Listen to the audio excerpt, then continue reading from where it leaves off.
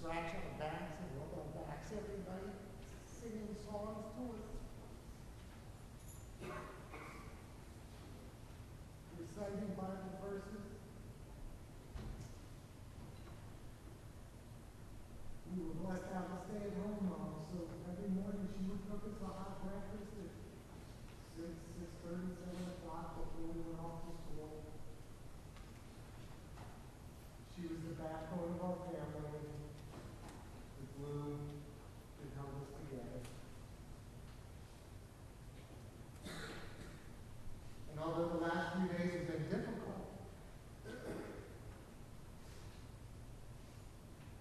I know my mom is with God now.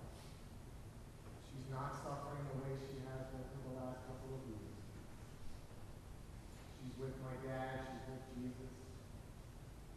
She's in a place that we all hope to one day be. Thank you, Mom. You are a blessing. From the very first time that I made Spanish, she made me part of the family. She wanted me to make sure how much she loved me. I felt welcome right away. I felt her love right away, unconditional love. Before that, thank you.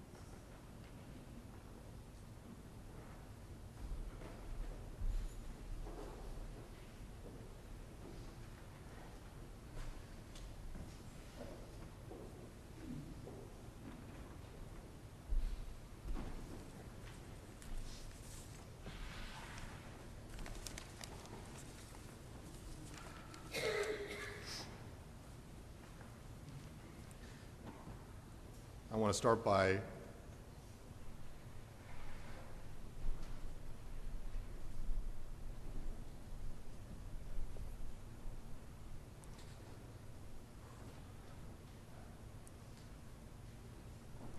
saying thanks to John Lintner for the music today.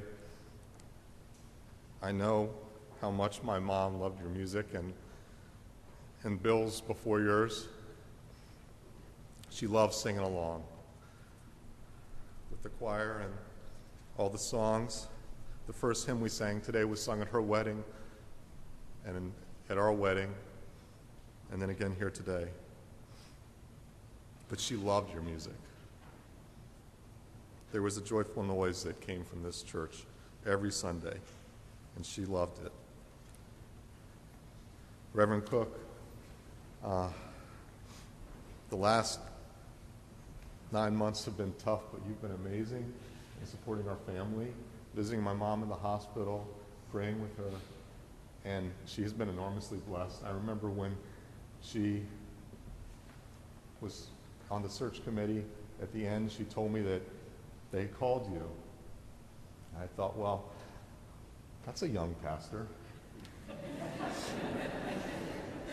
But let me reassure you all, have no doubt, she has shown amazing professionalism and depth in handling the last week and helping us prepare for today. And we couldn't have asked for any better.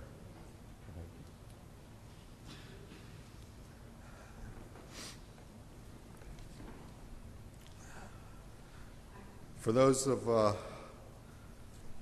of you who knew my mom and know how she created the Children's Advent readings here every year, I would venture to say if my mom were here today, she'd be standing right back there in that, next to that door in the back saying, "Speak loudly and clearly." She did it every time. So I'm going to try to honor that, so that the first person, as she would say, sitting farthest in the back can hear you. For those of you who know what I mean, you know what I mean. Thank you for coming today to celebrate our mom's life. I know she would feel tremendously honored. We got so many notes, as Paul said, in the past few days from people who were from far away and couldn't make it, but they said they're here with us in spirit and celebrating her life. It's said that you can tell about a person's impact by the number of people that attend their funeral. And wow, this is a tremendous testimony to our mom. This has been a sad week. but the sadness is tempered by the fact that Mom is now in a better place and no longer suffering, not constrained by an oxygen cannula or shortness of breath. When I think back, like Paul, I recall how dedicated and loving she was in our lives. Our family was fortunate enough to be financially stable so that when we were born, Mom quit her job on Capitol Hill to raise her boys. And I'd venture to say that since she left Capitol Hill, as you can see by all the things that are listed in the insert here,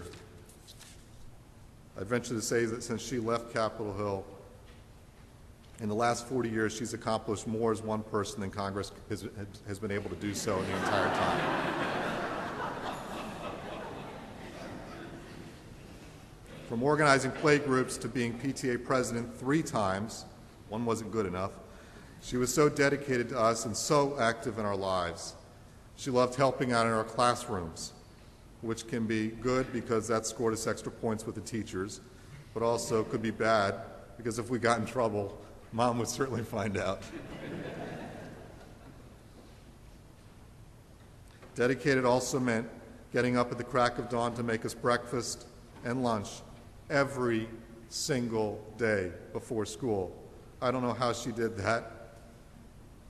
Or helping after school with homework. I remember reaching a point in high school where I was really struggling with reading.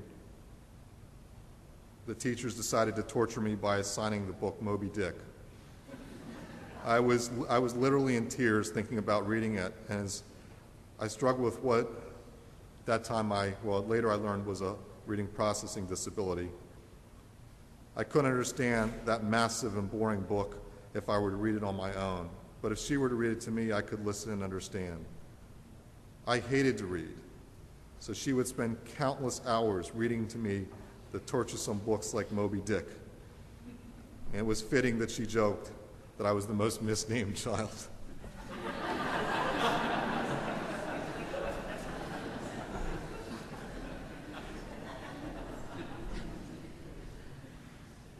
She also made sure that we all knew how to write and what is proper English. No splint infinitives or incorrect uses of the objective or subjective case could pass her up. Nope, she would stop you mid-sentence and instruct you on the proper use. And that investment in our education benefited, as I aced the SAT section on grammar, and then when I worked as a newspaper reporter, and certainly today when I have to write something for work. I think back all the time about how lucky I was to have a mom who was concerned and cared about my education. She invested so richly in us because she wanted the best for us. Nearly every weekend we would go on a family picnic, which I loved because it meant Twinkies for dessert. It was the best family time we had during the week. Mom loved to cook good, hearty Southern food.